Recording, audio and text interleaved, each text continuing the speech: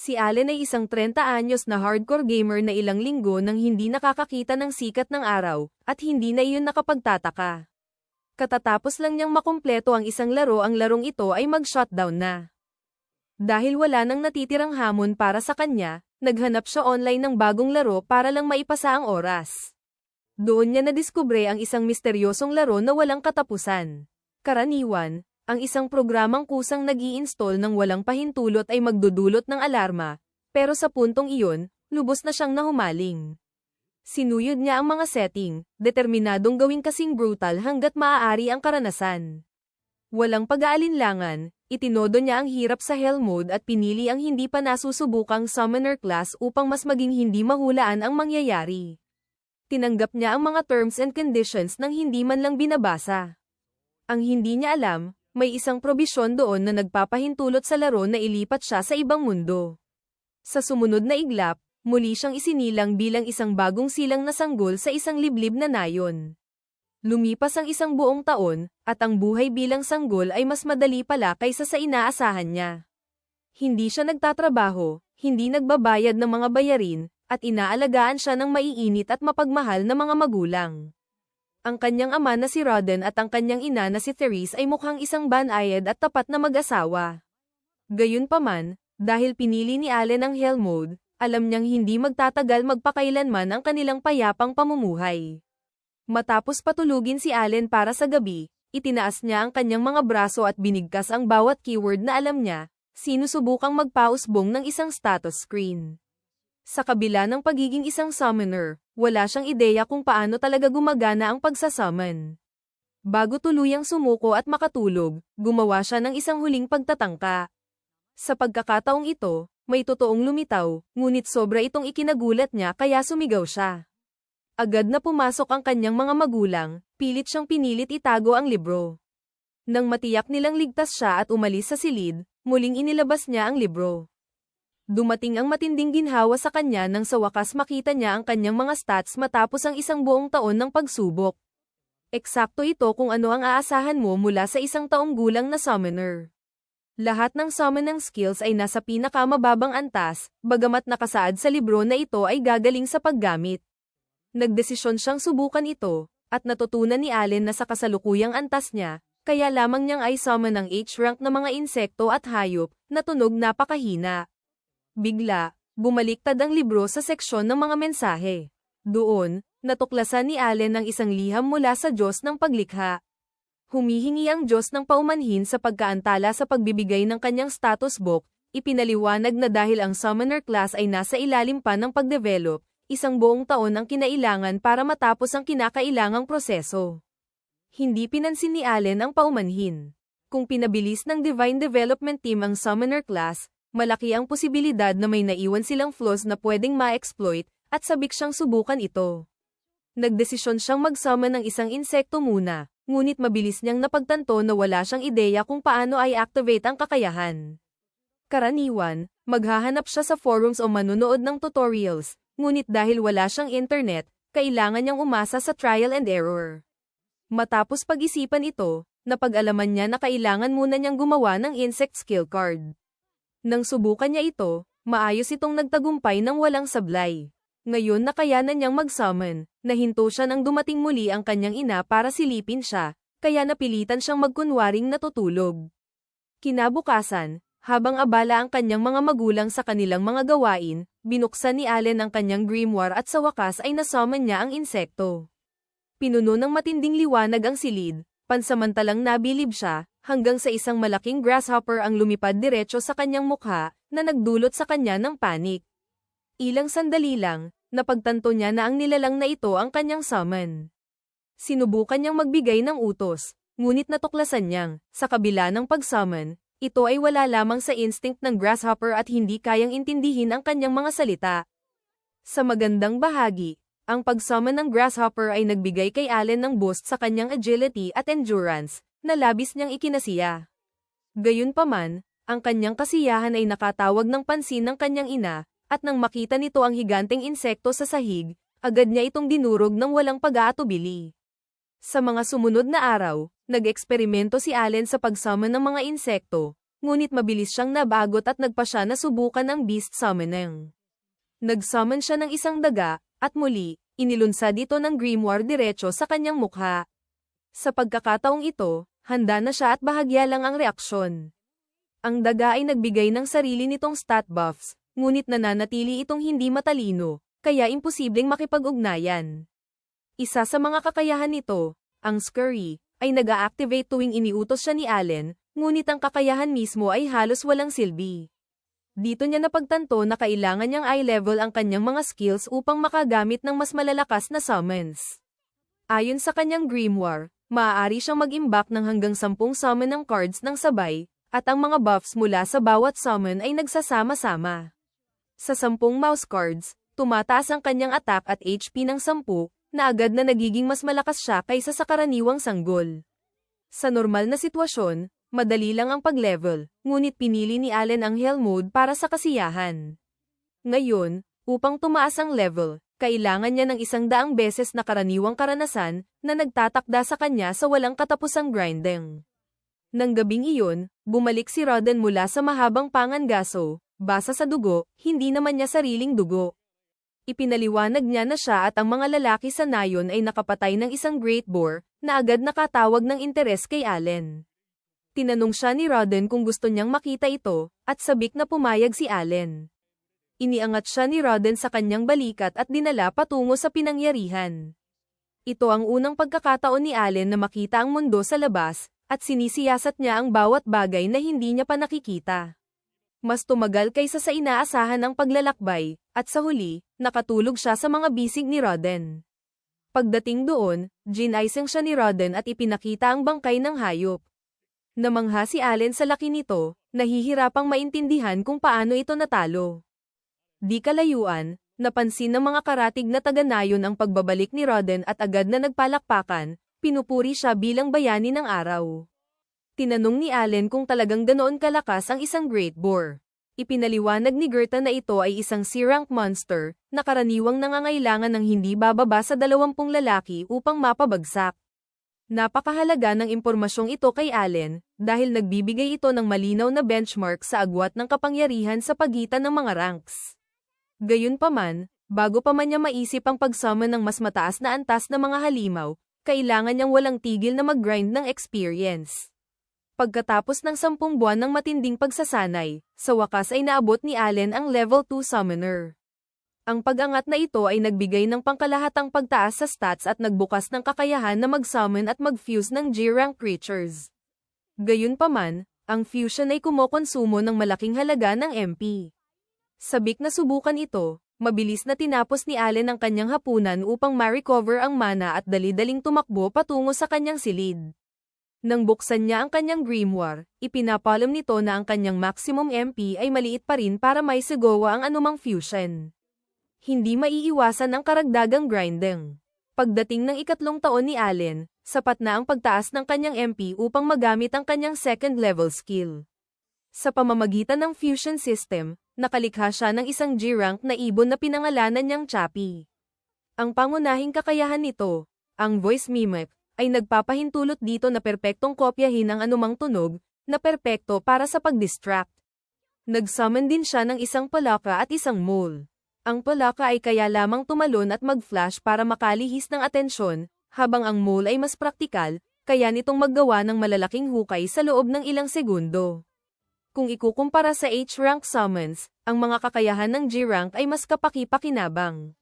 Sa wakas, nagsimulang mag-enjoy si Allen sa mundong ito bilang isang laro, kahit na alam niyang malayo pa ang totoong labanan. Sa mga panahong ito, dumating si Karina, ang anak ni Gerta, upang hanapin si Allen, sabik na makipaglaro sa kanya.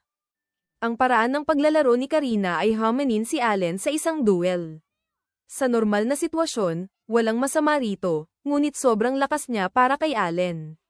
Kahit na pinagsama-sama ni Allen ang lahat ng summon buffs na meron siya, hindi niya pa rin siya makahabol.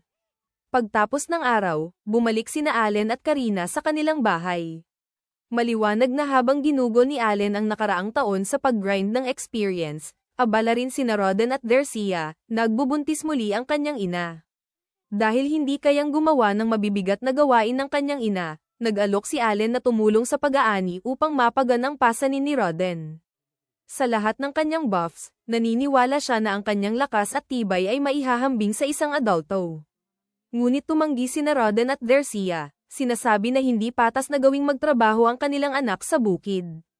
Sinabi nila sa kanya na mag-focus sa mga simpleng gawaing bahay at makipaglaro kay Karina. Pinaalalahanan siya ni Roden na laki rin niya balang araw at kailangan niyang magtrabaho para mabuhay, kaya dapat niyang tamasaing mabuti ang kanyang pagkabata habang maaari pa. Sa simula, nang hinayang si Allen, ngunit naalala niya kung gaano kapagod ang trabaho sa bukid at naunawaan kung bakit walang magulang ang pipilitin ang isang 3 taong gulang na gawin ito. Pinabayaan na niya ang bagay na iyon, na ikinagaan ni Roden. Habang nagpapatuloy ang hapunan, nabanggit ni Dercia na nakita niya si Allen sa likod bahay kanina, nagtatapon ng mga bato sa puno, at tinanong kung ano iyon. Ipinaliwanag ni Allen na nagpa-practice lamang siya ng self-defense sakaling umatake ang isang halimaw sa kanilang tahanan. Sa totoo lang, sinusubukan niya kung maaaring makuha ang mga non-summoning skills sa pamamagitan ng paulit-ulit na paggawa ng aksyon, ngunit walang naging resulta ang pagtatangka. Pinuri siya ni Roden sa kanyang kasipagan at sinabi na inaabangan niya ang appraisal ceremony ni Allen. Hindi pamilyar sa terminong iyon si Allen at nagtanong tungkol dito. Ipinaliwanag ni Roden na sa edad na 5, sinusuri ang mga bata upang matuklasan ang kanilang mga talento, at ang isang bihira o makapangyarihang kakayahan ay maaaring magdala ng kayamanan at tagumpay. Pagdating ng taglamig, nag-summon si Allen ng grasshopper sa niebe upang subukan ang tibay nito. Nakaligtas ito ng buong araw, na nagbigay sa kanya ng kasiyahan, hanggang dumating si Karina sa labas at muling hinamon siyang makipaglaban. Tulad ng inaasahan, mabilis siyang natalo. Sa gitna ng kaguluhan, nakalimutan niya ang nasummon na grasshopper, na kumapit sa hita ni Dercia. Natigilan si Dercia at nadapa, at dahil buntis siya, seryoso ang sitwasyon. Agad na lumapit si Roden sa kanyang tabi.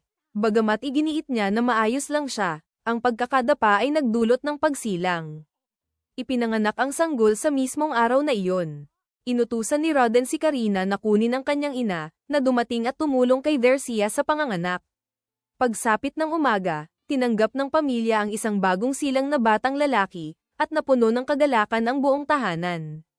Hindi alam ni Allen kung ano ang mararamdaman. Hindi pa rin niya maintindihan kung bakit siya muling ipinanganak sa mundong ito dahil sa isang laro. Ngunit, dahil kakaunti na lang ang nag-uugnay sa kanya sa dating buhay niya sa Japan, wala siyang galit sa nangyari. Sa halip, nagpasya siyang ituon ang sarili sa pag-level up at sa pagprotekta sa kanyang bagong pamilya, na ngayon ay pinakamahalaga sa kanya. Mag-subscribe para sa iba pang updates. Pagkaraan ng ilang panahon, nang maglima na si Alan, tinanong niya ang kanyang ama tungkol sa seremonya ng kakayahan. Ipinaliwanag ng kanyang ama na ito ay isang sapilitang ritual para sa lahat ng bata, mula sa mga tagapaglingkod hanggang sa mga maharlika, na isinasagawa sa edad na 5. Kung maipapakita ni Alan ang matibay na kakayahan, maaari siyang umangat mula sa pagiging tagapaglingkod, ngunit maraming karibal ang naghihintay. Nahihirapan si Alan na maintindihan, kaya idinagdag ng kanyang ama na noong unang nanirahan ang kanilang mga ninuno sa mga lupain na ito, mabilis silang nagkaanak, kaya maraming kapantay ni Alan ang kanilang edad. Sa sandaling iyon, lumitaw si Krina sa likod ng kanyang ama at tinawag si Alan upang sabay silang dumalo. Naglakbay silang 4, at pagdating, namangha si Krina sa dami ng mga bahay sa nayon ng pagsusuri. Namangha rin si Alan sa paligid, habang nanumpa si Krina na magiging isang kabalyero siya kung itatalaga sa klase ng mandirigma gamit ang espada. Sa simbahan na nagho-host ng seremonya, napansin ni Alan na kahit ang mga karaniwang tao ay nakasuot ng mas mag-agarang damit kaysa sa kanilang pamilya, na nagpapakita ng mas mataas na kayamanan. Narinig niya ang mga bulong na pinagtatawanan siya dahil siya'y isang tagapaglingkod. Di naglaon, binuksan ng mga klero ang mga pintuan ng simbahan at nanalangin kay Elmia, Diyos ng paglikha, para sa pantay na pagkakataon para sa lahat ng bata. Ang lupang ito ay nakapagdala ng mga bayani mula sa kahirapan, si Clases ang santo ay dating karaniwan lamang, at si Deverg ang Panginoon ng Espada ay nagsimula bilang tagapaglingkod. Na-inspire si Alan at naalala na bago ang kanyang muling pagkabuhay, natutunan niya na ang mga klase tulad ng bayani at Panginoon ng Espada ay madalas na nagmumula sa pinakamababang ranggo. Di nagtagal, tinawag na ang mga bata upang pumasok at simulan ang matagal nang inaabangang pagsusuri. Napansin ni Alan ang estatwa ni Elmia, Diyos ng paglikha. Tinawag ng punong pari ang pinuno ng nayon, si Doji, upang simulan ang pagsusuri kasama ang kanyang anak na si Palomez. Bawat bata ay kailangang hawakan ng kristal na orb, na nag-iimbak ng kanilang mga katangian at talento sa metal na plato sa likod ng pari. Pawis na pawis si Doji nang lumapit si Palomez. Ipinakita ng plato ang talento ni Palomez, mga ngalakal, na nagdulot ng pagmamalaki at emosyon kay Doji. Hindi pa lubos na naiintindihan ni Alan ang kahalagahan nito, iniisip niya na anumang talento ay dapat ipagdiwang. Tiningnan niya ang kanyang grimoire, na siya lamang ang nakakakita, at napansin niyang ang mga katangian ay ipinapakita bilang ranggo kaysa bilang. Sumunod ang isa pang batang lalaki, at natuklasan niyang wala siyang talento, tumakbo siya sa kanyang ama na nagpaginhawa sa kanya. Pagkatapos, isang sobrang tiwala na batang lalaki ang tinapak ang sarili bago matuklasan na mayroon siyang swerte. Natuwa siya nang maging mandirigmang pala, habang namangha si Alan nang unang lumabas ang ranggo ni Dagora, ang pinakamataas na nakita niya. Isa-isa, natapos ng mga bata ang pagsusuri hanggang natira na lamang sina Alan at Krina. Hindi makapaghintay, agad na lumapit si Krina sa orb. Nang hawakan niya ito, nagniningning ang artifact, at ipinakita ng plato ang kanyang talento, Panginoon ng Espada, isang resulta na hindi kapani-paniwala.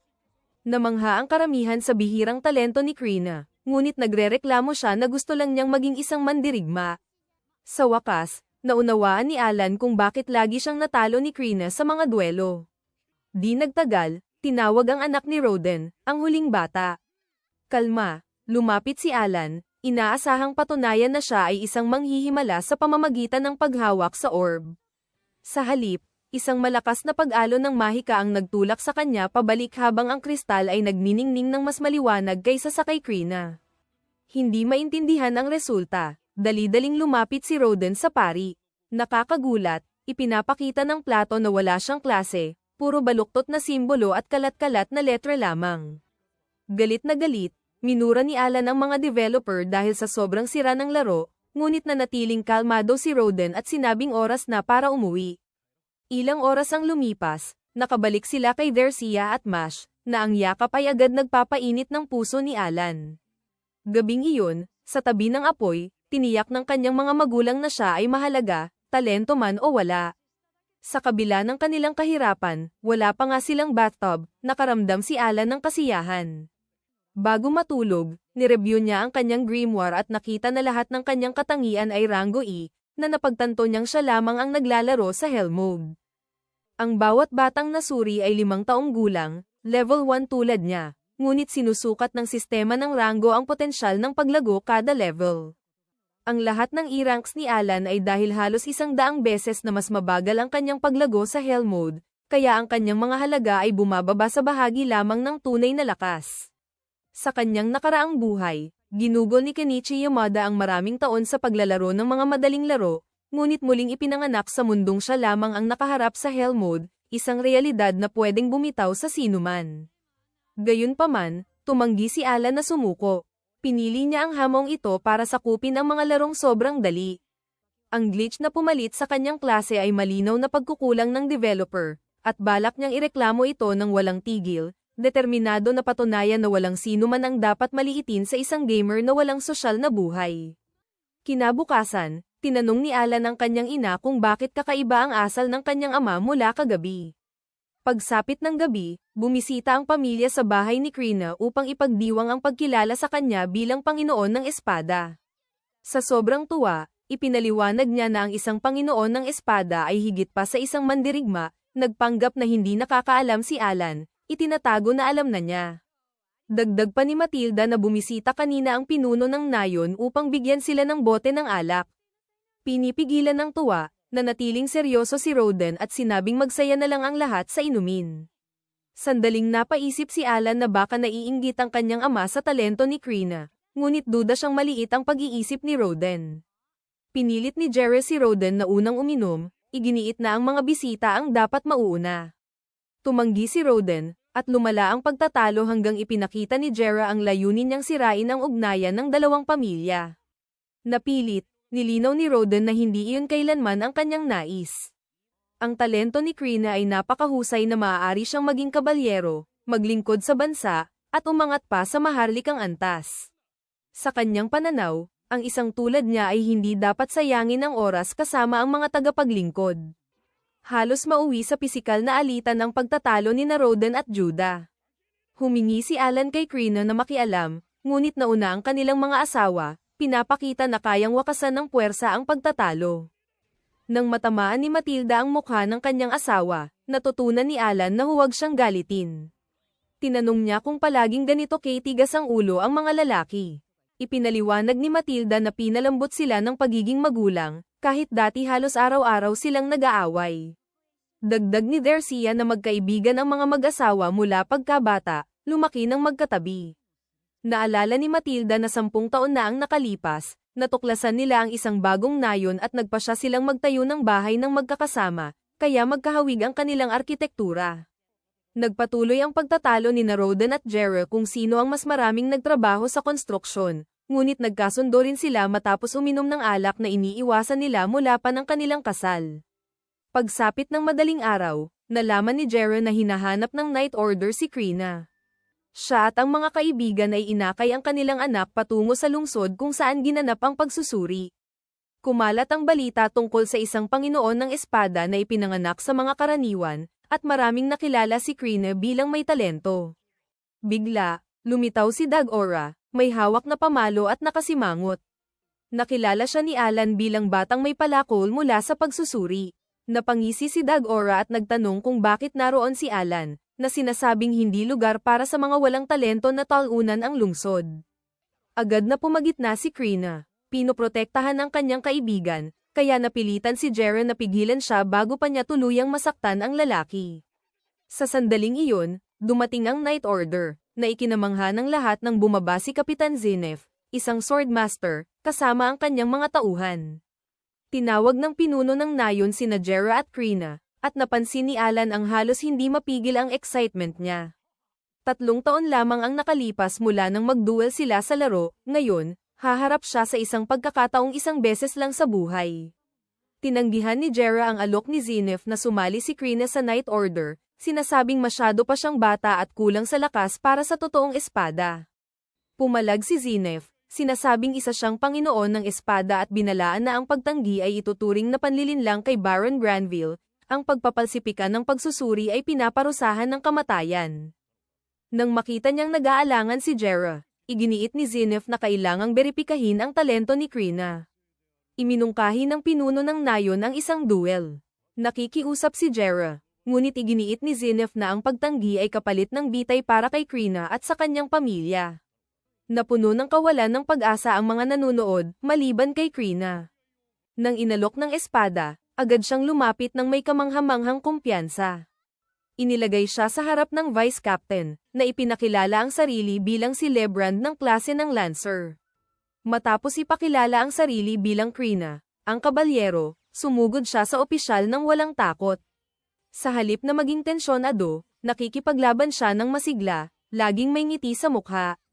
Nagtagpo ang mga talem, ngunit madaling naparire ni Lebrand ang kanyang unang atake. Namangha si Dagora sa kanyang lakas, habang hinusgahan ni Alan na malapit na sa level 5 ang kanyang husay sa espada mula sa araw-araw na practice. Kahit ganoon, nakatugon ng Vice Captain, pinipilit si Krina na mahirapang mag-block, na nagdulot ng panik kay Jera. Hindi natitinag, gumanti si Krina ngunit napalabis ang lakas, natanggap ang isang mabagsik na sipa sa tiyan na nagtulak sa kanya sa pader, na nagwasak ng mga ladrilyo. Sumugod si Jera para sa kanyang anak ngunit napigilan ng mga sundalo, pinigilan din sina Alan at Roden.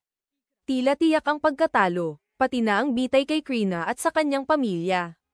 Ngunit bumangon ang Panginoon ng Espada, naglalabas ng mahika na nagpang-inig sa kaliwang mata ni Lebrand.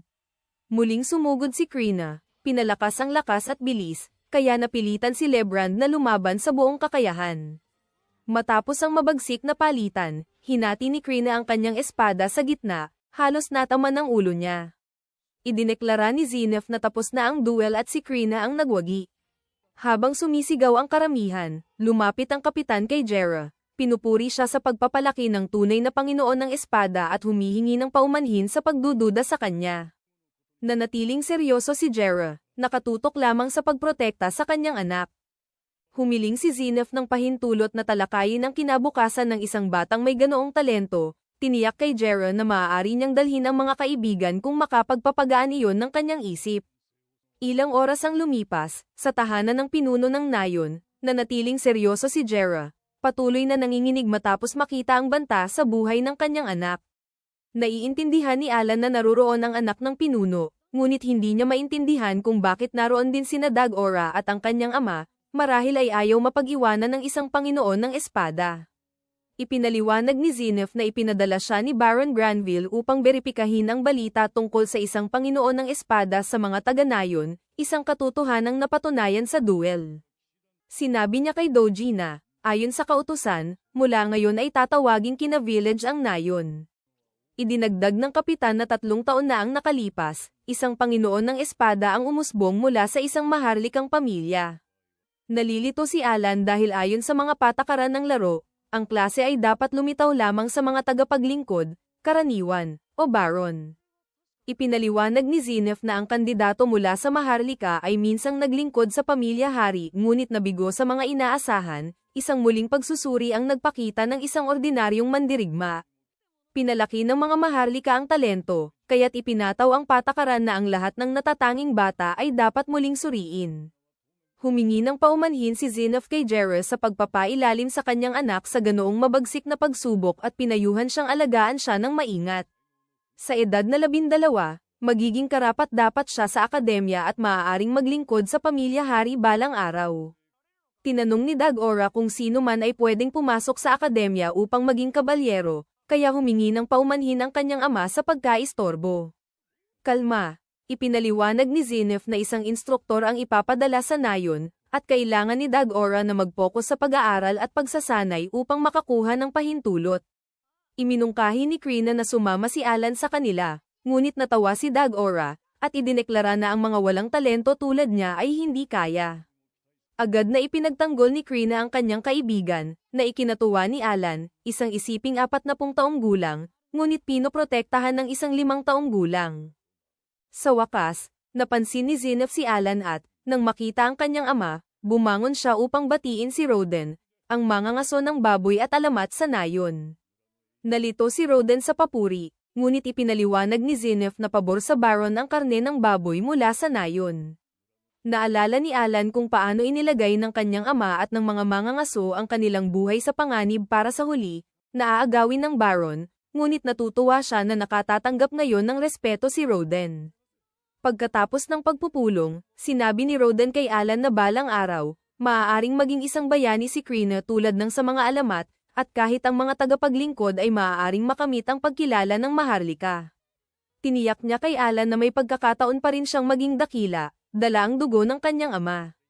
Pagkatapos, inilabas ni Alan ang 2 prutas na ninakaw niya para sa kanyang ina at kapatid, at tumawa ang lahat ng aminin ni Roden na nakawin pa niya ang mas marami. Pagkatapos nito, nagdiwang si Alan dahil sa wakas ay nag-level up na ang kanyang summon skill.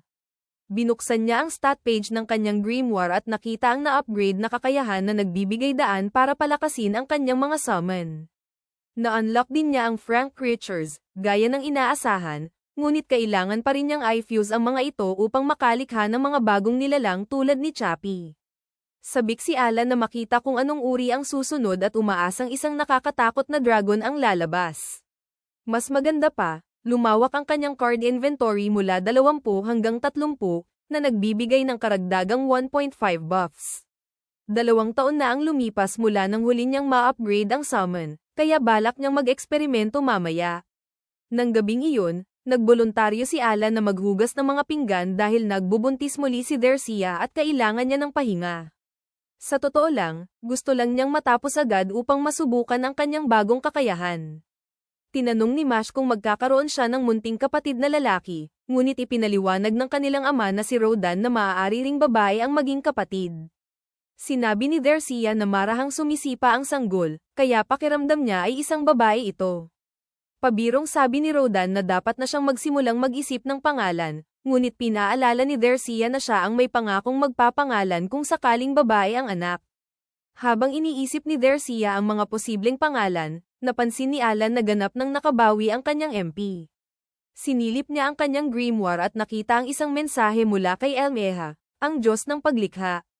Hindi niya sinasadyang mabasa ng malakas ang pangalan, kaya nagulat ang kanyang mga magulang. Pinagalitan siya ni Rodan dahil sa pagbanggit sa pangalan ng Panginoon ng walang galang, habang napansin naman ni Dercia na kakaiba ang ikilos niya buong araw. Nagkunwari si Alan na walang alam at sinisi ang hindi tamang timing ng mga developer, saka biglang binago ang usapan sa pagsasabing mas maayos na ang hitsura ng peklat sa braso ng kanyang ama. Ipinaliwanag ni Rodan na nangyari iyon dahil nakapasa siya sa isang pagsubok ng mga Diyos noong kanilang pangangaso ng baboy. Isa itong bihirang pagkakataon sa pangangaso na nagdudulot ng biglaang pagtaas ng enerhiya, na agad na nagpapagaling ng mga sugat at pagod. Nagkunwari si Alan na walang alam pero sabik, iniisip na ganito ang paglalarawan ng leveling up sa mundong ito. Si Rodan ay isang veteranong mangangaso ng baboy at hindi nakikita ang kanyang stats, ngunit inaalam ni Alan na tiyak na mataas na ang antas ng kanyang ama ngayon. Kahit na tumaas ang kanyang summon skill, nananatiling level 1 si Alan at hindi makakakuha ng karanasan maliban kung tatalunin niya ang mga halimaw. Gayunpaman, hindi pinapayagan ang mga surf na umalis ng nayon nang walang pahintulot, maliban sa mga pangangaso. Casual na sinabi ni Alan na sana makasali siya sa isang pangangaso, ngunit agad siyang pinigilan ng kanyang ama, pinaalalahanan na hindi laro ang pangangaso at maaaring ikamati ito. Hindi na ipinilit ni Alan ang bagay. Nang gabing iyon, muling tiningnan ni Alan ang kanyang grimoire upang basahin ang mensahe ni Elmia. Alam na niya ang paksa matapos magpadala ng ilang toxic complaints. Gaya ng inaasahan, naayos na ang glitchy text mula sa appraisal ceremony. Ipinaliwanag ng mensahe na ang kanyang E-rank stats ay dahil sa mas mabagal na progreso sa Hell mode, ngunit may attachment na nagpapakita ng raw data. Binuksan niya ito at natuklasan na mayroon siyang S-rank MP at intelligence, na akma para sa isang summoner. Ang kanyang kombinasyon ng S, A, B, at C ranks ay kapareho ni Krina, kaya maliit na lang ang puwang para magreklamo. Itinabi muna iyon, nagsimulang mag-eksperimento si Alan. Ginamit niya ang enhance sa Dunka, at agad na tumaas ang stats ng nilalang gaya ng inaasahan. Ang pag-enhance ng mga summon ay hindi nakakaapekto sa kanyang sariling buffs, kaya nagpa siyang subukan ito mismo. Tinawag ni Alan si Dina at agad niyang naramdaman ang boost mula sa presensya nito, kahit na hindi ito lumaki.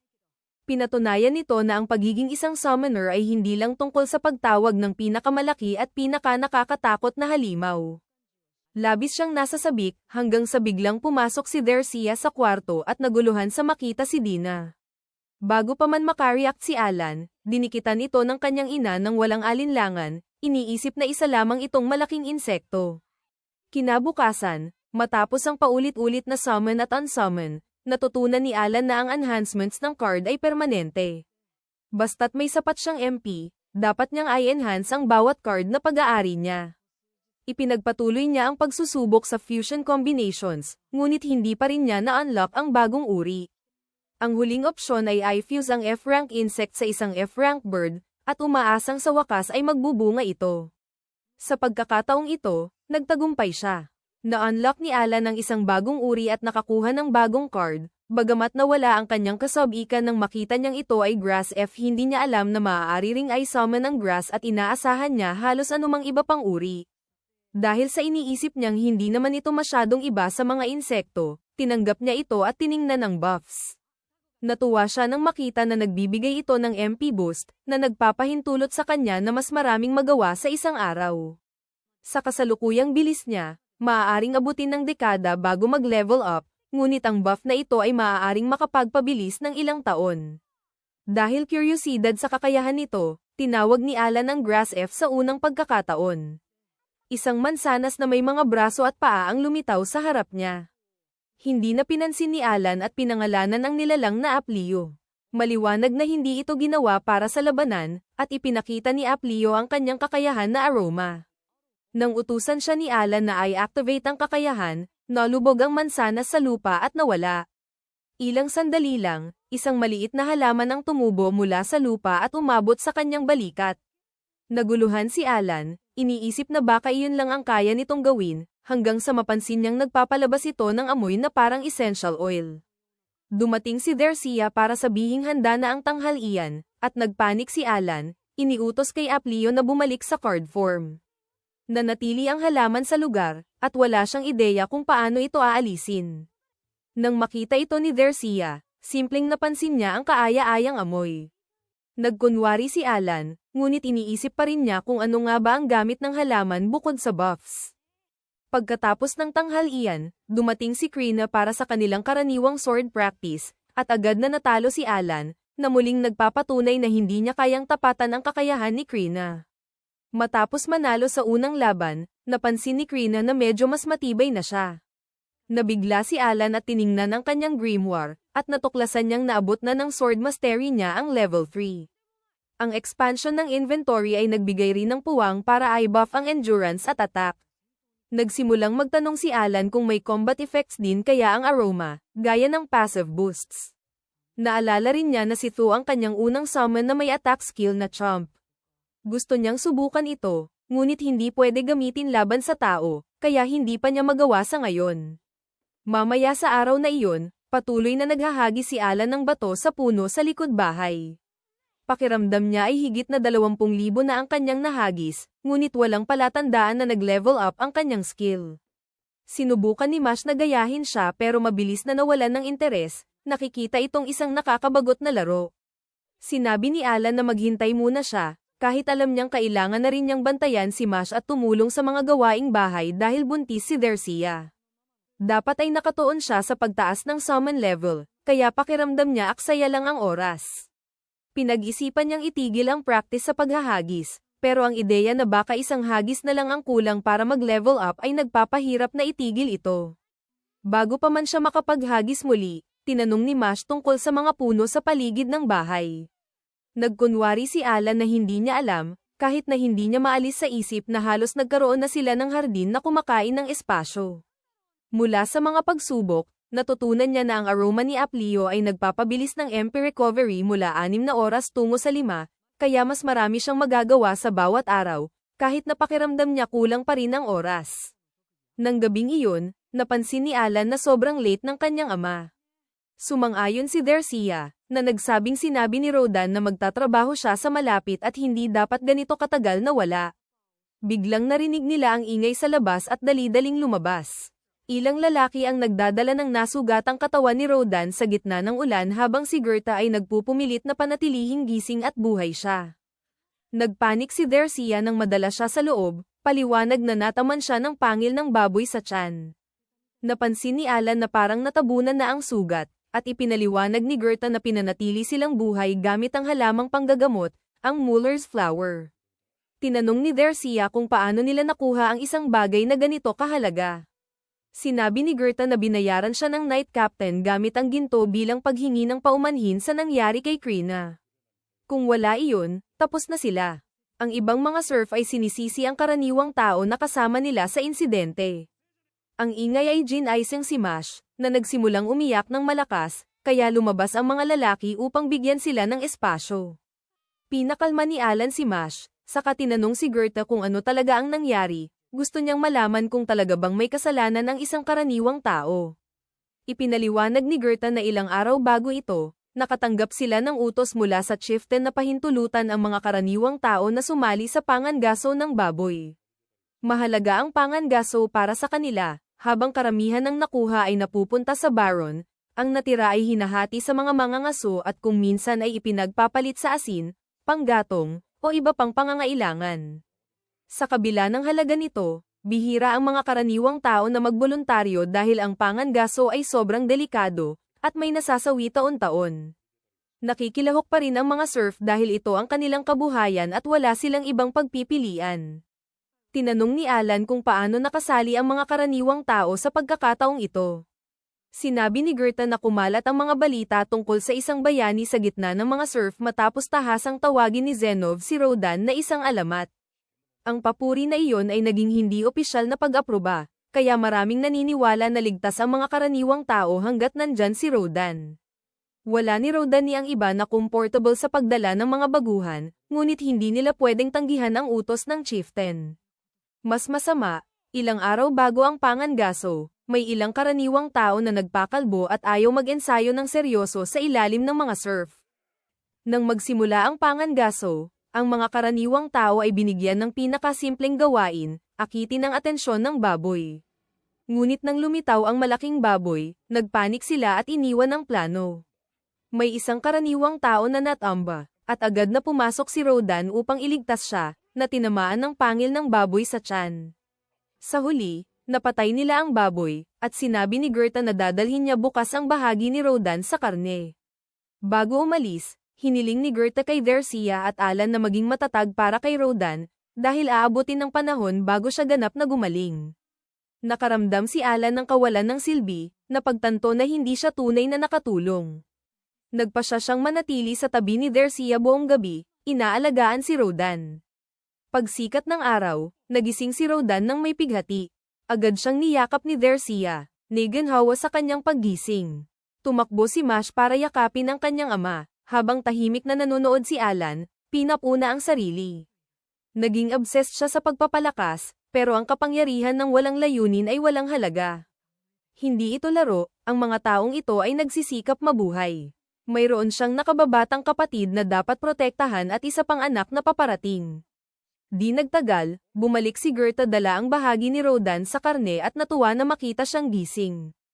Aminado si Rodan na hindi pa siya ganap na malakas, pero pinapalakas siya ni Gerta, na sinasabing aalagaan ng nayon ang kanyang pamilya sa buong taglamig. Sinabi ni Alan sa kanyang ama na magpahinga at ipinangako na siya na ang bahala, nagpa siya na panatilihing ligtas ang pamilya. Ang kanyang determinasyon ay ikinagulat ng lahat. Pinatunayan ito ni Alan sa gawa, nagtulong sa pagbubuhat ng mabibigat na kargamento, na ikinagulat ng ibang surf. Nagpasya siyang itigil na ang pagpapanggap. Mayroon ng umusbong na bayani sa nayon sa katauhan ni Krina, kaya hindi na mahalaga kung isang surf na walang talento tulad niya ang namumukod tangi. Inilaan niya ang lahat ng buff sa kanyang physical stats, iniwan ang MP boosts, una ang pamilya. Nagpasalamat si Dercia sa kanya sa pagkuha ng tubig, at napansin kung gaano ito kabigat. Winala ni Alan ang kamay at sinabi na tutulong siya sa pag-ani ng patatas sa hapon dahil inalok siya ni Gerta na turuan. Totoo sa kanyang sinabi, ipinakita ni Gerta sa kanya ang trabaho mamaya sa araw na iyon, at namangha si Gerta sa lakas ni Alan. Aminado si Gerta na mas malakas siya kaysa inaasahan, at sinabi ni Alan na mula ito sa kanyang ama. Nang matapos sila, nagreklamo si Alan na inaangkin ng Baron ang higit sa kalahati ng ani sa kabila ng kanilang pagsusumikap. Kailangan pa rin nila ng mas maraming supply para makaligtas sa taglamig, na nagpapaalala sa kanya kung gaanong kahirap ang buhay ng mga surf. Di naglaon, dumating ang chieftain na may dala-dalang prutas, matapos marinig na gumagaling si Rodan. Magalang na nagpasalamat si Dercia. Ang karaniwang tao na may kasalanan ay lumapit upang humingi ng tawad, buong aminin ang pagkakamali at humihingi ng kapatawaran. Tinitigan siya ni Alan, alam na hindi mababago ng isang paghingi ng tawad ang pinsala. Ngunit pinatawad siya ni Rodan at pinaalalahanan na mag-ingat siya kung nais niyang ipagpatuloy ang pangangaso. Tinanggap ito ng karaniwang tao ng seryoso, at namangha si Alan sa kabutihang loob ng kanyang ama. Nanatiling matatag si Dercia. Pinapaalala sa karaniwang tao na halos ikamatay ng kanyang pagkakamali ang kanyang asawa. Pinaalala niya na lahat ay may pamilya na dapat balikan, anuman ang katayuan, at tinanggap ito ng karaniwang tao. Bago pa siya makasagot ng higit, dumating ang ibang mga surf para suriin si Rodan, at ilan ay nagtanong kung makakasali sila sa isa pang pangangaso. Alam nilang masyado pang maaga, kaya ipinaliwanag na lamang na ang kanilang mga asawa ay naghanda ng care package. Sa wakas, ngumiti si Dercia at pinayuhan silang magpahinga, dahil gumagaling pa si Rodan. Namangha si Alan sa ideya na may pinakamahusay siyang mga magulang sa buong Japan, o sa kahit anong mundong ito. Alam niyang hindi siya pwedeng mahuli sa likod. Kinabukasan, naglinis siya ng malawak na lugar para mag-eksperimento. Nang maging handa na, tinawag niya si Hopper, at isang kawan ng makukulay na palaka ang tumalon sa kanyang harap. Sa pangalawang hakbang, nagtakda siya ng ilang patibong at nagkubli, pinananatiling hindi siya makikita. Nang maayos na ang lahat, Iniutos ni Alan sa mga palaka na gamitin ang provoke, pinapatalon ang mga ito sa mga patibong habang nagbabago ng kulay. Alam niyang ito ay cliché na setup, ngunit kung makakakuha ito ng humigit kumulang 50 pato o ligaw na ibon, makakaligtas ang kanyang pamilya sa taglamig. Matiyag ang naghintay siya, ngunit habang lumilipas ang mga minuto, nag-aalala siya na masyadong maliit ang saklaw ng skill, wala pang isang ibon sa paligid. Sa huli, sumuko si Alan, inamin na bigo ang plano at kailangan bumalik sa simula. Biglang lumitaw ang isang ligaw na ibon.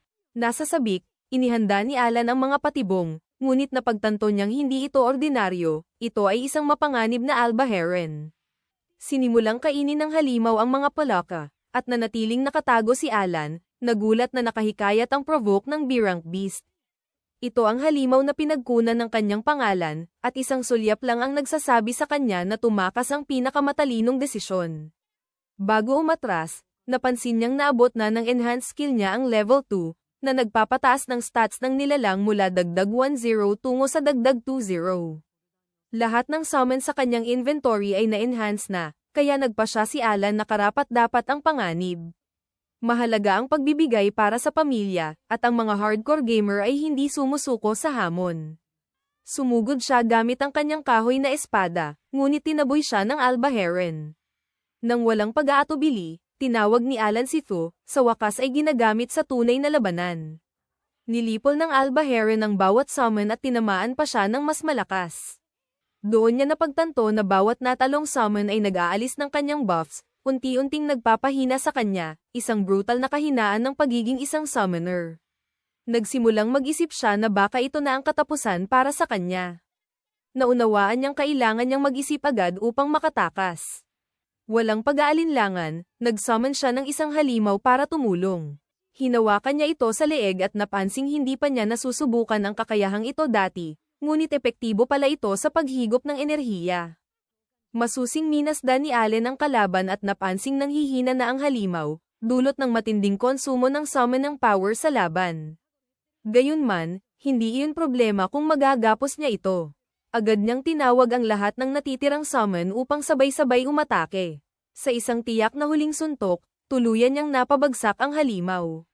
Pagsilip sa grimoire, nakita niyang nakakuha siya ng dagdag 100 experience. Napangiti siya at nagdiwang, unang beses niyang makapatay ng halimaw. Labis ang kanyang tuwa. Pag-uwi, dinala niya ang bangkay ng natalo. Nagtaka ang lahat kung paano niya napatumba ang isang albon. Tinanong ng kanyang ina kung paano niya iyon nagawa. Sagot niya, mahaba ang kwento at bigla na lang nangyari ang lahat. Lalong nausisa ang mga tao kung totoo iyon. Masaya ang kaibigan niyang babae nang mapansing palakas siya ng palakas. May isang lalaking nakakita ng sugat sa kanyang pisngi at nagtanong kung may iba pa siyang tama. Sinabi ni Allen na tumigil na ang dugo kaya wala nang dapat ipag-alala. Tinanong siya kung bato at espada ba ang ginamit niya. Sumagot siyang oo, ngunit napansin ng matandang lalaki ang mga bakas na parang kagat ng lobo. Gumawa si Allen ng palusot, sinabing kumilos lang siya ayon sa instinct at hindi niya rin alam kung paano niya iyon nagawa. Sumunod, humingi ng tulong ang lalaki kay Allen. Magkasama nilang binuhat ang halimaw papunta sa mas liblib na lugar. Ipinaliwanag ng lalaki na ang ganitong nilalang ay karaniwang may bigat na 60 kilo. Pagkatapos alisin ang balahibo, dugo, at laman loob, mga 20 kilo na karne na lang ang pwedeng kainin. May halaga rin sa bentahan ang mga balahibo. Natuwa si Allen nang malamang handa siyang turuan ng kanyang tiyuhin ng lahat ng alam nito. Ngunit sinabi rin nito na karamihan ng kita ay napupunta sa nakatataas. May 60% buwis, kahit sa mga ligaw na halimaw. Pagkatapos, may ipinakita siya. Binuksan niya ang katawan ng nilalang at kinuha ang isang bato, sabay paliwanag na D-rank ito. Ang mga magic stone mula sa D-rank pataas ay binubuwisan din.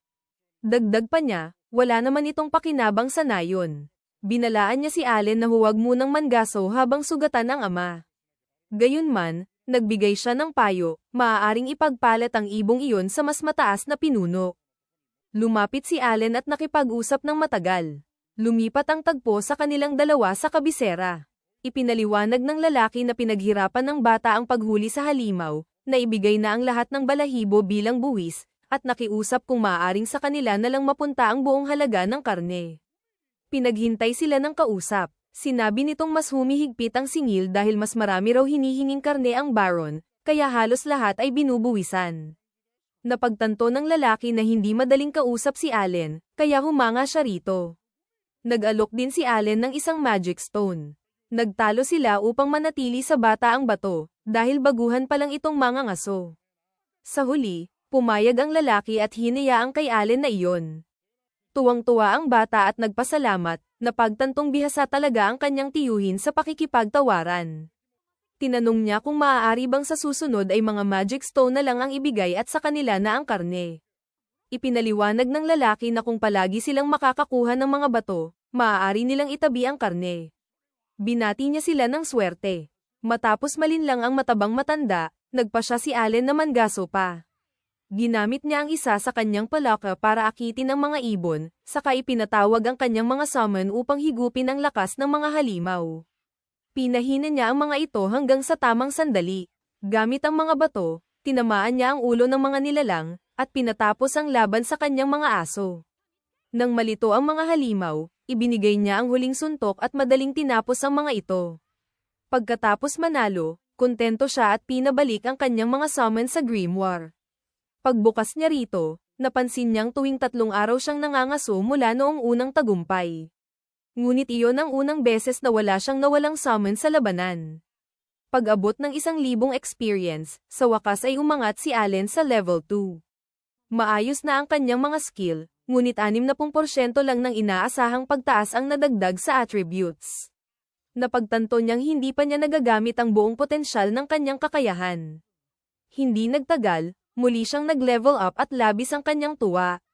Matapos ang 6 na taon ng pag-summon at pagdaig sa maraming hirap, saka lang siya tunay na umangat. Pakiramdam niya'y nalampasan niya ang pagsubok ng isang Diyos.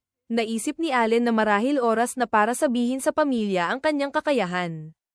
Nagpalit ang tagpo, umuwi siya dala ang napakalaking halimaw, at nagulat ang isa niyang tiyuhin nang malamang mag-isa niya itong natalo. Kalaunan, nagsanay siya kasama ang kaibigan noong bata pa. Napagnilayan niyang nakapatay na siya ng 10 halimaw, at tila gumaganda ang kanyang swerte. Kung magpapatuloy ito, sapat ang karne para sa taglamig. Kailangan na lang nilang ipagpalit ang iba para sa panggatong. Dahil marami ring albatross sa lugar, binalak niyang manghuli pa at baka makaabot sa level 3, kahit alam niyang mahirap iyon bago matapos ang taon. Sa pagkakadistract, natalo siya ng kaibigan sa ensayo. Pagsapit ng gabi, kinausap niya ang kanyang mga magulang tungkol sa kanyang kapangyarihan. Ipinaliwanag niyang noong bata pa siya, may orakulo na nagsabing mas malakas at mas matalino siya kaysa karaniwan. Tinanong ng ina kung si Elmia iyon. Kinumpirma ni Allen, ngunit sinabi ring haharap siya sa mga pagsubok na hindi nararanasan ng ordinaryong tao. Nabahala ang ina para sa kanyang anak. Tinanong naman ng ama kung nalampasan niya ang mga pagsubok noon, dahil mabilis na nawala ang sugat sa pisngi niya. Ipinaliwanag nitong siya man ay dumaan din sa mga pagsubok ng mga Diyos, at alam niyang daranasin din iyon ng kanyang anak balang araw. Inusisa ng ina ang evaluation noong nakaraang taon. Sumagot si Allen na nakatanggap siya ng mensahe mula sa Diyosa na humihingi ng paumanhin sa pagkakamali. Pinayuhan lang siya ng ama na magpakita ng mas malaking paggalang. Humingi siya ng tawad at nangakong magiging maingat. Ipinaliwanag niyang mababa ang kanyang attributes dahil mabagal ang progreso ng mga pagsubok, at itinuring na wala siyang talento dahil masyado pa itong bago para makita. Tinanong ng ama kung may talento nga ba siya. Sagot ni Allen, hindi pa niya alam dahil bata pa siya at hindi pa ito lumilitaw. Bahagyang nalungkot ang ama. Sa isip niya, humingi siya ng tawad dahil hindi niya maibunyag ang kanyang summon ng talent. Natatakot siyang magkamali ang tingin ng iba kung malaman nilang kaya niyang magpatawag at kumontrol ng mga nilalang. At lalong hindi niya maaaring sabihin na galing siya sa ibang mundo. Ginakap siya ng ina at sinabing sana'y mas maaga niya itong naibahagi. Ang nakagawian niyang paghahagis ng bato sa mga puno at pakikipaglaban ngayon sa malalaking halimaw ay ipinapalagay niyang bahagi ng mga pagsubok ng Panginoon. Muling humingi ng paumanhin si Allen sa hindi agad pagsasalita. Tinanong ng ama kung ano ang balak niyang gawin.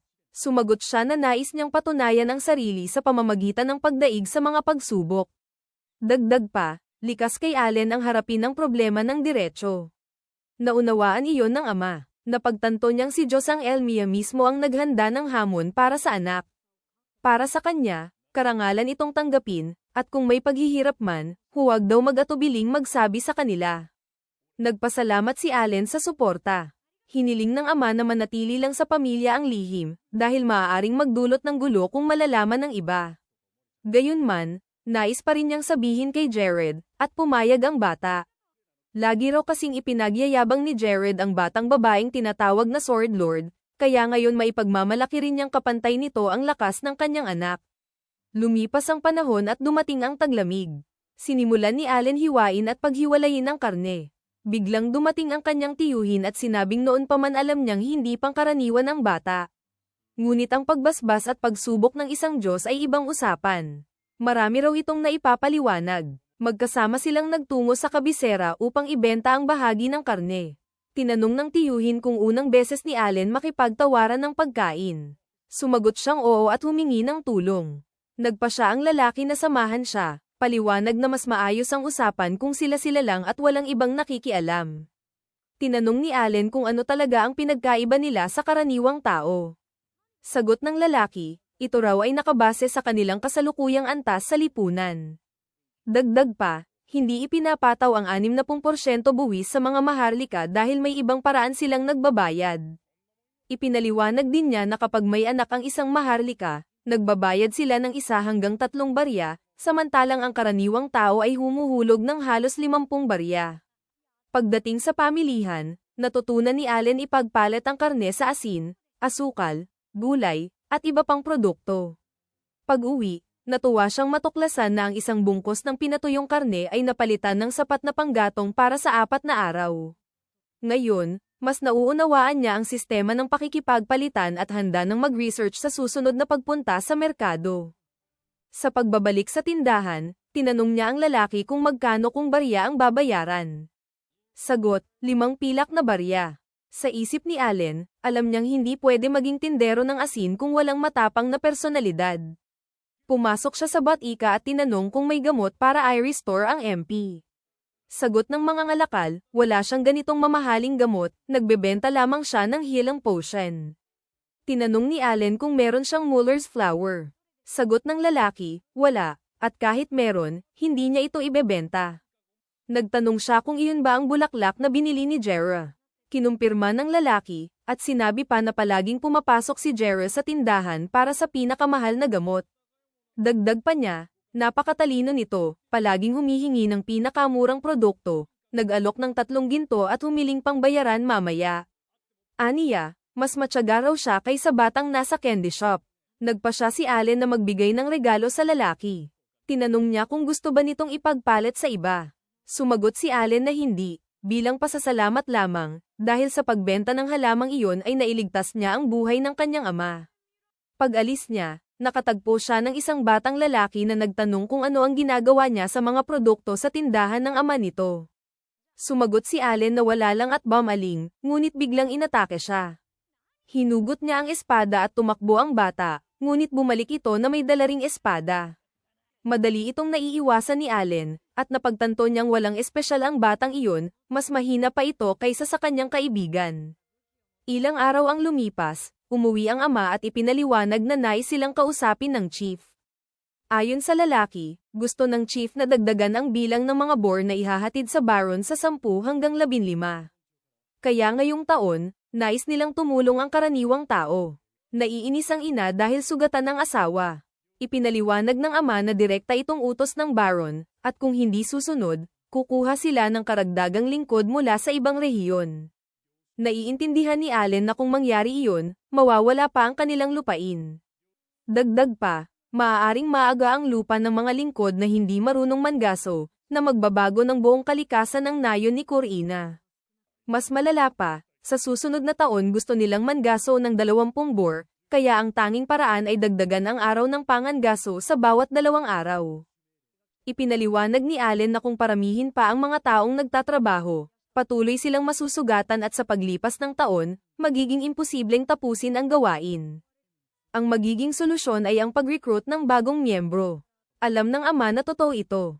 Tinanong siya kung mas mabuti bang payagan ng mga karaniwang tao na tumulong. Sumagot si Allen ng oo. Aniya ng tiyuhin, wala raw silbi ang mga iyon kundi pabigat lamang. Ipinaliwanag ni Allen na kailangan niyang gawa ng paraan para maging kapaki-pakinabang ang lahat. Bukod pa rito, taglay niya ang karunungang ipinagkaloob sa kanya. Kinabukasan, nagtipon ang lahat sa harap ng isang base. Dinala ni Roden si Allen upang makipagkita sa iba pang mangangaso at ipinaalam na nais niyang gamitin ang isa sa hunting strategies ni Allen sa araw na iyon. Ngunit nilinaw niyang panunood lang si Allen sa araw na iyon, kaya hindi siya lalaban. Pumayag si Allen sa ayos na ito, ngunit medyo nadismaya dahil inaasahan niyang makipaglaban at mag-level up. Hindi umatras si Roden, kaya nagpasya na lang si Allen na tanggapin ang sitwasyon. Ang pinakamahalaga sa paglalakbay na ito ay maasa ang mga baguhan upang kaya nilang pangasiwaan ang sarili. Ayaw ni Roden na maulit ang nangyari noong nakaraang pagkakataon. Tungkol sa nakaraan, lumapit ang batang responsable sa pagkasugat ni Roden upang humingi ng paumanhin. Sinabi niya kay Roden na kung may masamang mangyari, hindi na niya kailangang ilagay ang sarili sa panganib para lang protektahan siya. Sagot ni Roden, kailangan lang niyang gampanan ang kanyang tungkulin, at kung magagawa niya iyon, sana'y walang masamang mangyari. Sa gayon, lumabas ang pangkat ng mangangaso papasok sa kagubatan upang hanapin ang kanilang biktima. Ito ang unang pagkakataon na pinayagang lumabas ni Allen sa pader ng nayon patungo sa gubat, kaya labis ang kanyang kasiyahan. Pagdating sa kagubatan, pinaalala ni Gerda ang plano at inutusan silang pumwesto. Ilan sa mga baguhan ang ginawang pain upang akitin ang baboy ramo. Nang tumakbo ang baboy mula sa palumpong, sinalubong ito ni Gerda at ng kanyang squad. Matapos nilang matagumpay na mapabagsak ang baboy ramo, dumating si Roden at ang iba pang mangangaso mula sa gilid at paulit-ulit itong sinaksak. Ito ang estratehiyang ginagamit ni Roden at ng kanyang grupo sa nakaraang 10 taon. Ngunit hindi ito gaanong epektibo sa mga baguhang walang disiplina, kaya iminungkahi ni Allen ang kaunting pagbabago. Habang siya at ang iba pa ang gagawa ng karamihan sa trabaho para pabagsakin ang baboy, mananatili ang mga baguhan sa gilid upang hindi makasagabal. At kapag dumating ang tamang sandali, utos ni Allen na sabay nilang saksakin ang baboy kasama ng grupo. Sa sistema ng experience sa mundong ito, kailangan lang makapinsala ng kaunti sa baboy upang makakuha ng XP. Kaya makakatulong ito sa kanilang pag-level up. Sumunod ang mga bata sa tagubili ni Allen, at nang mapabagsak ang baboy, naramdaman nila ang biglaang pag-agos ng lakas sa kanilang katawan, ibig sabihin, nakapasa sila sa trial ng mga Diyos, o sa madaling sabi, nag-level up sila. Tuwa si Allen dahil nagtagumpay ang kanyang plano. Ngunit sa kasamaang palad, hindi niya nakuha ang libreng XP dahil wala siyang tinamaan sa baboy. Kinabukasan, naroon si Allen sa balon kasama ang ilang mas nakatatandang mangangaso nang marinig niya na isa sa kanila ay nakatuon sa pagputol ng karne kaysa mangaso, dahil buntis ang asawa at nais niyang maging maingat. Dahil dito, humiling si Allen ng kaunting pabor. Pinakita niya sa lalaki ang set ng older errands na kamakailan lamang niyang nahuli at dinala sa kanilang bahay. Namangha ang lalaki na isang batang tulad ni Allen ay nakahuli ng napakaraming ibon, ngunit ipinaliwanag ni Allen na may kaunting problema siya. Hindi niya kayang ipamutol ang lahat ng ibon mag-isa, kaya umaasa siyang tutulungan siya ng lalaki. Bilang kapalit, handa si Allen na magbigay ng 2 bungkus ng karne bawat ibong mapamutol. Masayang pumayag ang lalaki dahil napakagandang kasunduan ito para sa kanya. Ngunit tinanong niya si Allen kung sigurado ba siyang okay lang na ibigay ang labis na karne bilang bayad. Tiniyak ni Allen na ayos lang ito. Ang dahilan, ang mga ibong ito ay hindi bahagi ng pagkain ng pamilya. Nahuli ni Allen ang mga ibon para maibenta at kumita ng 50 ginto, kailangan niya upang itaas ang antas ng kanyang pamilya. Pagkaraan ng araw, bumalik si Allen sa gubat kasama ang pangkat ng mangangaso, ngayon may ilang dagdag na baguhan. Plano nilang palawakin ang grupo hanggang sapat na ang tao upang magkaroon ng 2 pangkat at manghuli ng doble sa baboy gaya ng gusto ng Baron. Ngunit medyo curious pa rin si Allen kung bakit interesado ang Baron na dagdagan ang bilang ng baboy, dahil wala namang kakulangan sa pagkain. Biglang tumakbo ang isang baboy mula sa gubat. Naghanda ang lahat ng mangangaso. Kagaya ng nakaraan, matapos mapabagsak ang baboy, tinawag ang mga baguhan para isama sa pinal na suntok. Tulad ng dati, nag-level up ang mga baguhan dahil sa libreng XP. Salamat sa mabilis na pag-iisip ni Allen, siya rin ay nakinabang mula sa panalo. Kailangan lang ni Allen na ipadala ang isa sa kanyang grasshoppers at hayaang madurage ito ng baboy, para teknikal na maging kalahok siya sa labanan. At nagtagumpay ito ayon sa kanyang plano, nakaabot siya sa level 3. Ngunit medyo may guilt siya sa pagsasakripisyo ng isa sa kanyang summons. 3 buwan ang lumipas, inimbitahan sina Allen at ang iba sa mansyon ng chief upang ipagdiwang ang pagsisimula ng bagong taon. Pagkatapos ng kasiyahan, naglakad pa uwi sina Allen at Krina. Masaya si Krina dahil nakakuha sila ng maraming libreng candy. Ngunit inisip ni Allen na ito ay parangal lang sa pagtupad ng 15 borkota. Pagdating sa bahay, nagtagpo sila sa kanilang pamilya para sa sariling pagdiriwang ng bagong taon. Habang nagkakasalo, pinuri ni Roden si Allen sa kanyang matalinong plano na ligtas na maisama ang mga baguhan sa pangkat ng mga ngaso. Dahil dito, wala silang magiging problema sa pagtupad ng 20 borkota sa susunod na taon. Habang nag-uusap, napansin ni Gerda ang isang bote sa likod ni Allen. Tinanong niya kung ano iyon, at ipinaliwanag ni Allen na ito ay alak na regalo mula sa chief. Labis ang tuwa ni Gerda at Roden dahil matagal na nilang inaasam ang makainom. Ngunit pinaalala ni Allen na ang bote ay personal na ibinigay sa kanya, kaya hindi nila ito makukuha kung hindi niya papayagan. Bahagi ito ng kanyang plano para mapapayag siyang lumaban sa pangangaso.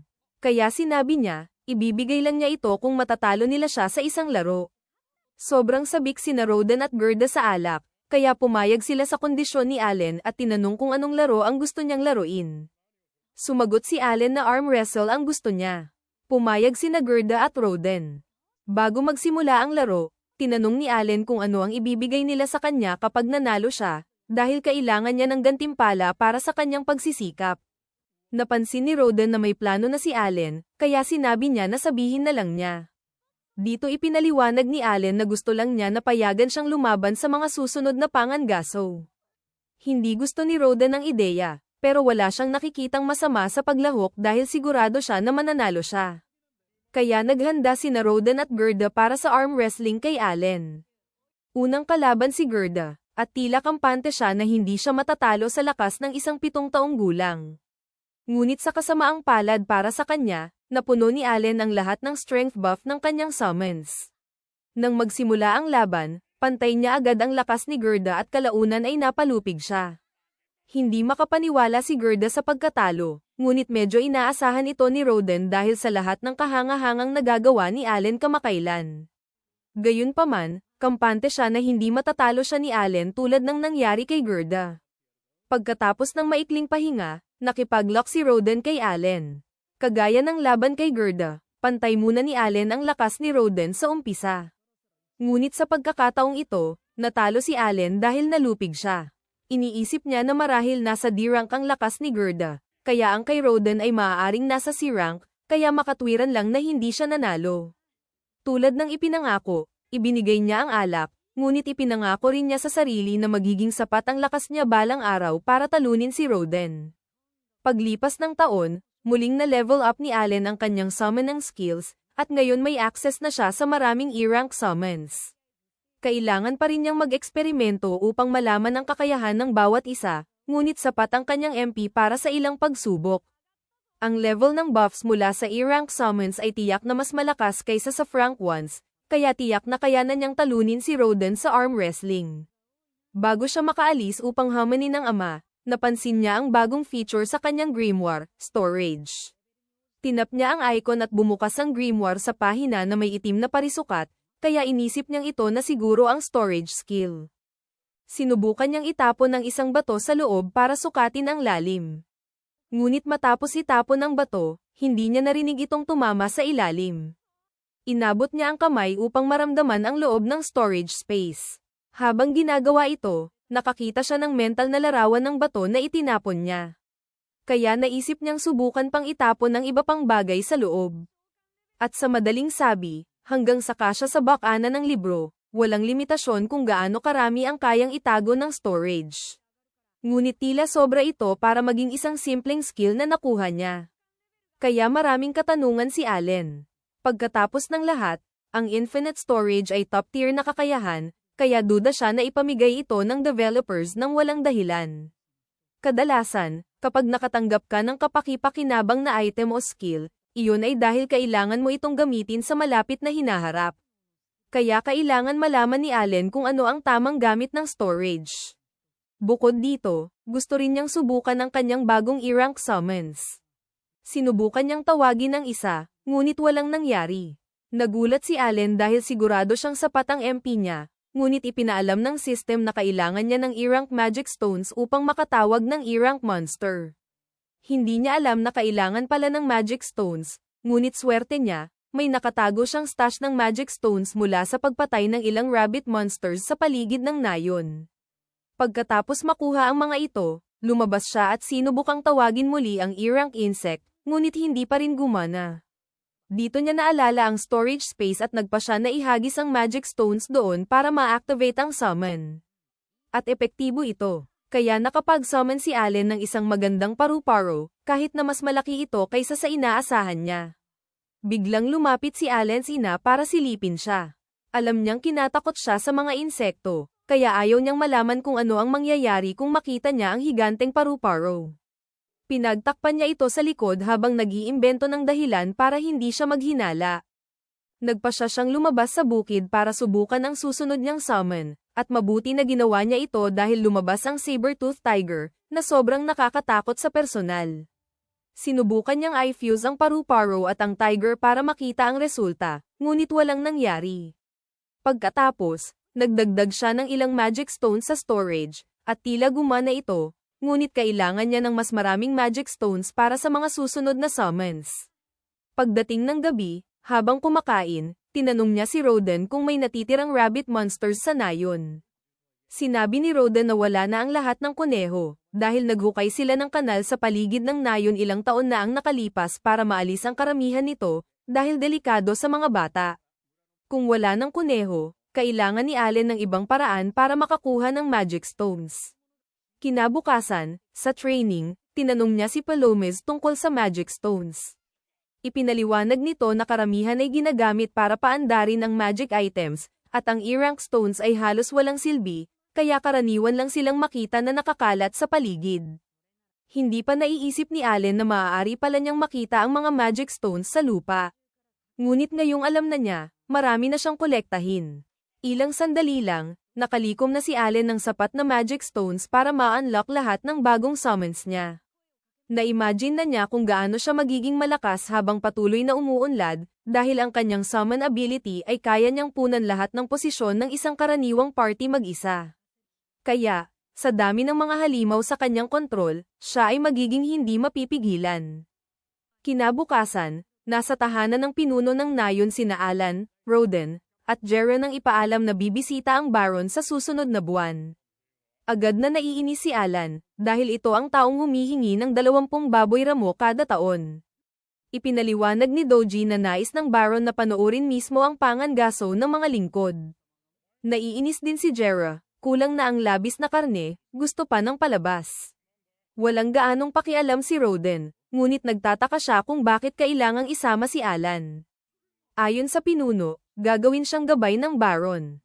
Tinanong ni Jera kung bakit hindi ang sariling anak ni Doji ang italaga, ngunit sinabi nitong hindi angkop si Pelmoa sa tungkulin. Umaasa ang pinuno na magpapakita si Allen ng mabuting pagtanggap sa pamamagitan ng paghahanda ng hapunan bago ang pangangaso. Doon napagtanto ni Allen na gagawin siyang panangga upang ilihis ang atensyon ng Baron, habang sinusubukan siyang suyuin ni Doji gamit ang mga prutas sa mesa. Dagdag pa ni Doji, batay sa narinig niya, si Allen ang may matatalinong mungkahi na nagtagumpay sa mga pangangaso noong nakaraang taon, kaya sapat ang talino nito para sa gawain. Tinanong ng pinuno kung ayos lang sa kanya. Sa isip ni Allen, wala siyang pakialam sa Baron, ngunit ang pagtanggi ay kahangalan, mawawala ang pagkakataong makaalis sa pagiging lingkod at baka mapilit pang mangaso ng 10 taon, umaasang balang araw ay maging karaniwang mamamayan. May isa pang paraan para makamit ang pag-angat sa buhay. Dahil maaaring igawad ng Baron ang titulong karaniwang mamamayan sa mga lingkod, tinanggap ni Allen ang tungkuling maging gabay nito. Lumipas ang mga araw hanggang sa dumating ang mahalagang panauhin. Lula ng mariingal na karwahe at napapalibutan ng mga gwardya, Bumaba ang Baron at personal na sinalubong ni Punong Doji. Binati niya si Baron Granville at nagpasalamat sa kanilang pagdating. Inutusan ni Granville ang batang anak na si Cecilia na bumaba rin ng karwahe. Sa loob ng tahanan ng pinuno, pinuri ng Baron ang pamumuno nito sa nayon ng Krina. 15 taon na mula nang ipatupad ang kautusan sa pagbawi ng lupain, at wala nang mas matagumpay pa kaysa sa kanyang nasasakupan. Humingi rin siya ng paumanhin sa abala dulot ng dagdag na hinihinging karne ng baboy ramo. Batid niyang mabigat ito para sa mga lingkod, ngunit hindi niya maaaring tanggihan ang utos ng hari.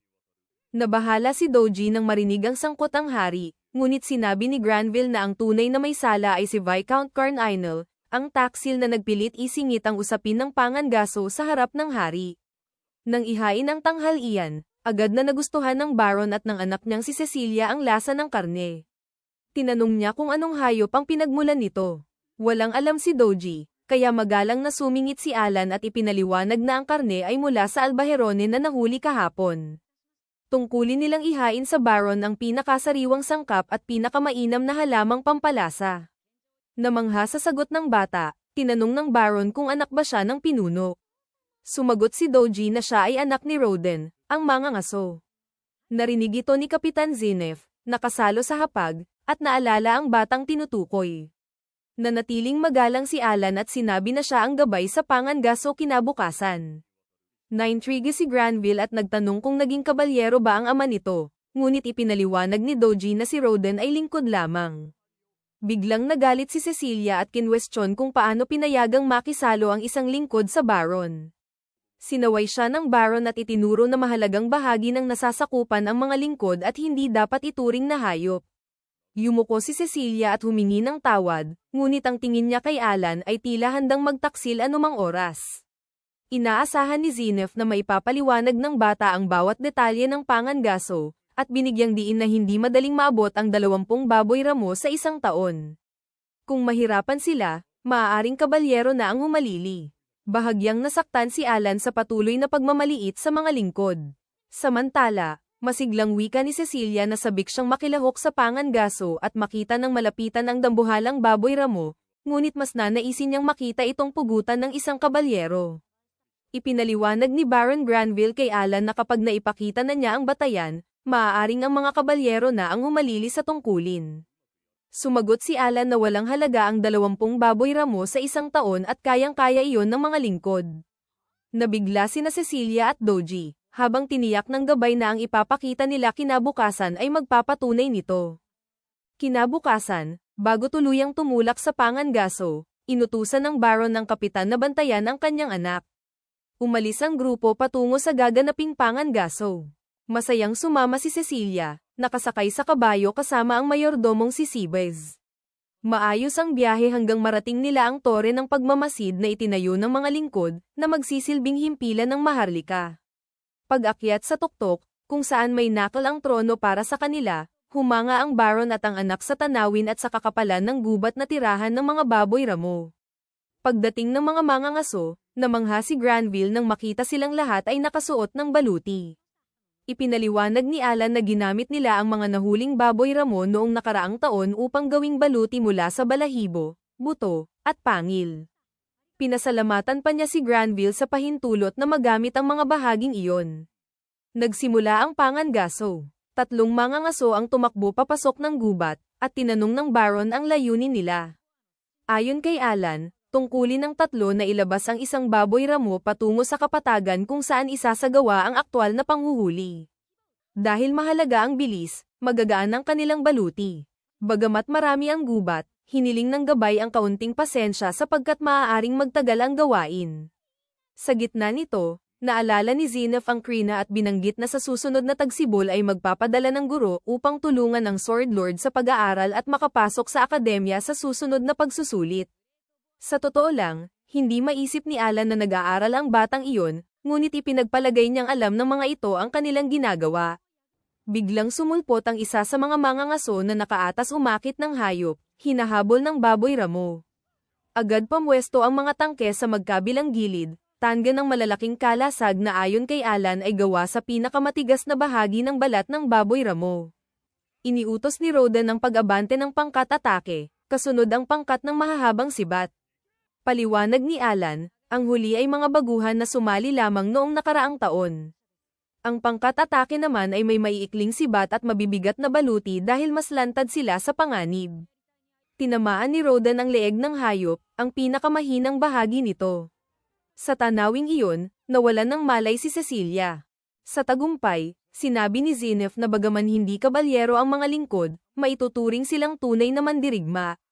Kinilala rin ng Baron ang kanilang husay at kahalagahan sa labanan. 2 pang baboy ramo ang naakit sa bitag. Inutusan ni Zenith si LeBron na maging handa, ngunit tiniyak ni Alan na walang dapat ikabahala sapagkat sanay ang mga mangangaso sa ganitong sitwasyon. Hinati ni Roden ang pangkat at inilagay si Jera bilang pinuno ng isa. Habang naiipit ang isang baboy ramo sa pagitan ng mga kalasag, naisip ni Alan na sa nakalipas na 10 taon ay hindi nila ito nagagawa ng maayos dahil sa kakulangan ng angkop na baluti at kagamitan. Sa kabila ng pagsisikap, 60% ng karne ay napupunta sa maharlikang pamilya, at ang mga lingkod ay napipilitang ipagpalit ang pahinga para magtrabaho sa iba at matustusan ang pangunahing pangangailangan. Malinaw na kapos ang pondo para sa kagamitan. Kaya ang pinakamainam na hakbang ay paghusayin ang taktika upang mapataas ang produksyon at unti-unting makuha ang kailangang supply para umangat ang antas ng pangkat. Nang mapatay ang 2 baboy ramo, sinabi ni Kapitan Zenith na 17 na lang ang kulang bago matapos ang taon. Itinuwid siya ni Alan, 10 na lamang ang natitira. Nagulat ang lahat nang ipaliwanag niyang 7 na ang nahuli nila bago dumating ang Maharlika, kaya malamang maabot ang target sa susunod na buwan. Dahil dito, isinantabi ni Zenith ang paglahok ng mga kabalyero. Nagpasalamat si Alan at, sinamantala ang presensya ng Baron, mahina hong humiling ng 2 bagay. Una, ang paggawa ng 2 pang containment shield upang mapataas ang ani. Ikalawa, ang pagkuha ng mga produktong wala sa nayon, lalo na ang alak. Sa pahintulot ng Baron, nais nilang ipagpalit ang karne sa inaangkat na alak upang maipamahagi sa mga lingkod. Kapag dumami ang supply ng karne, may panganib na bumaba ang presyo sa nayon, kaya makatutulong ang palitan upang mapanatili ang ekonomiya. Binanggit niya ang alak sapagkat isinasa panganib ng mga mangangaso ang kanilang buhay, kaya mahalagang mapanatili ang mataas na moral. Sinabi ni Zenith sa Baron na makatwiran ang mga kahilingan. Kaya pinagbigyan ni Granville ang mga ito at pinuri ang mahusay na pamumuno ng gabay. Samantala, sa oras ng pag-alis, halatang hindi natuwa si Cecilia sa atensyon at papuring natanggap ni Alan. Sinabihan niya ang bata na huwag masyadong magpakasikat. Sa sobrang inis, muntik pa siyang mahulog sa kabayo at nasalo lamang ng mayordomong si Sibes sa huling sandali. Sa sumunod na tagpo, ipinatawag ni Baron Granville sina Alan, Roden, at Jera upang personal na pasalamatan at kilalanin ang kanilang husay bilang mangangaso. Iginawad din niya sa 2 pamilya ang pag-angat ng katayuan, mula ngayon, ituturing na silang karaniwang mamamayan at hindi na mga lingkod. Sa labas, pinigil ni Alan ang emosyon, ngunit sa loob ay umaapaw ang tuwa. 8 taon niyang pinangarap ang sandaling ito. Ngayong maaari na siyang mangaso lampas sa hangganan ng nayon, naiisip niyang dalawin ang White Dragon Mountains. Dagdag pa ni Granville, igagawad ang parehong titulo sa sinumang lingkod na nakilahok sa pangangaso nang hindi bababa sa 10 taon. Ayon sa paalala ng Mayordomo, sinabi ng Baron na sa utos ng hari, gagawing huwaran ang nayon ng Krina para sa buong kaharian. Ngunit kailangan muna niyang ikwento sa hari kung paano nagsimula ang tradisyon ng pangangaso dito. Walang alam si Alan tungkol dito. Alam ni Jera na masakit itong alaala para kay Roden, kaya siya ang nagpaliwanag na nagsimula ang lahat 13 taon na ang nakalipas, nang magpadala ng 100 lingkod mula sa karatig nayon upang tumulong sa pagpapaunlad ng lupa ayon sa kautusan sa pagbawi. Matapos ang 6 na buwang pagsisikap at malaking pag-unlad, biglang dumating ang sakuna. Isang dambuhalang baboy ramo ang umatake sa nayon, at bukod sa pagsira ng mga bahay, nilamon nito ang karamihan sa patatas at trigo para sa taglamig. Dahil sa kakulangan ng pagkain, maraming lingkod ang nagtangkang maghanap buhay lampas sa hangganan, ngunit nabigo rin. Kaya nagmungkahing manguna si Roden sa pangangaso, at doon nagsimula ang tradisyon, bunga ng pangangailangan. Noon, wala silang maayos na sandata o pagsasanay. Pinilit nilang labanan ang mga halimaw, kapalit ang mabigat na sakripisyo. Nawalan si Roden ng matalik na kaibigan at hanggang ngayon ay may dala siyang pagkakasala, kahit ipinaliwanag ni Jera na hindi niya iyon kasalanan. Nang marinig ito, naunawaan ni Alan kung bakit ganoon na lamang ang pagsagip ng kanyang ama sa anak ni Doji noon. Naantig si Baron Granville at binigyan si Roden ng isa pang kahilingan, anumang nais niya. Hindi nagatubili ang mga ngaso at hiniling na kunin si Alan upang maglingkod sa lupain ng Baron, binibigyang diin ang talino at asal nito sa pangangaso. Nang hingi ng opinyon ng mayordomong si Sibes, kinumpirma nitong matalino ang bata at walang magiging problema kung isasama. Sang-ayon ang lahat, ngunit sa loob-loob ni Alan ay umaasang tanggihan ni Granville ang mungkahi. Pangarap niyang manggaso ng maalamat na dragon, at mas lilimitahan ang kanyang kalayaan kung maglilingkod sa Baron. Gayunman, nagpasya si Granville na gawin siyang personal na lingkod. Nawala sa sarili si Cecilia at sumigaw na nakakahiya para sa isang lingkod ang ganoong posisyon, ngunit pinaalalahanan siya ng mayordomo na karaniwang mamamayan na ang bata. Desperado, naghanap si Alan ng dahilan para hindi pumunta. Ngunit nang makita niyang umiiyak ang kanyang ama sa damdamin, nagbago ang isip niya at tinanggap ang bagong tungkulin, nangangakong paglilingkuran ang Baron ng may dangal. Ilang araw ang lumipas, inihanda siya ng pamilya para ipadala sa lupain ng Baron. Dumating ang iba pang lingkod upang magpaalam, kasama si Krina na halatang malungkot. Upang aliwin ang matagal niyang kaibigan, inimbitahan niya ito sa huling duwelo bago ang pag-alis. Nagharap ang dalawang henyo ng tuwiran at walang patumangga. Sa gulat ng lahat, taliwas sa dati, namamayani si Alan kay Krina sa duwelo. Napagtanto niya na ginamit niya halos lahat ng magic stones upang lumikha ng 20 kopya ni Hawkins, na nagbigay sa kanya ng malaking bentahe sa bilis at kakayahan. Iniisip din niya na aalis si Krina sa nayon sa edad na 12 upang mag-aral sa akademya at kalaunan ay maglingkod sa korte, kaya malamang ay hindi na sila muling magkikita.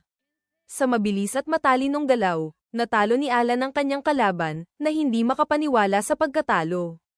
Gayunpaman, idineklara niya ang duwelo bilang tabla, at ang tiebreaker ay magaganap sa susunod nilang pagkikita. Naniniwala si Krina na hindi siya talo, at sinabing iyon lamang ang paraan ni Alan upang makita ang ngiti nito kapag masaya. Matapos ang duwelo, muling napaiyak si Mash dahil aalis ang kapatid, habang hinihikayat siya ni Alan na maging matapang at alagaan ang kanilang kapatid na si Mila. Nagpaalam rin sina Matilda at Jera. Naalala niya noong kasing liit pa siya ng kapatid niyang babae at ngayon ay haharap sa napakahalagang tungkulin. Sa gitna ng lahat, nagulat si Alan nang makita si Pelmoas at Dogora na nagtatago sa likod ng bakod, hanggang sa itulak siya ng anak ng pinuno upang lapitan at ibigay ang punyal, halos mainis sa sarili sa ginawa. Tumakbo si Dogora palabas ng bakod at nadulas ng malupit, na nagpatawa sa lahat. Matapos ang pamamaalam, dinala ng mga magulang si Alan kay Baron Granville, na pauwi na. Sa biyahe, sinabi ni Roden sa anak na ito lamang ang unang hakbang at maaabot niya ang mas magagandang lugar kung magsisikap. Pagdating, pinayuhan siya ni Teresa na bumalik kung magiging napakahirap ang sitwasyon. Sumakay si Alan sa karwahe at nakaramdam ng pagkaalangan habang nakatingin kay Granville at sa kanyang anak, na halatang hindi siya gaanong gusto. Kasabay nito, may luha na nahulog sa mata ni Alan habang pinagmamasdan ang pagsasara ng tarangkahan ng kanyang nayon.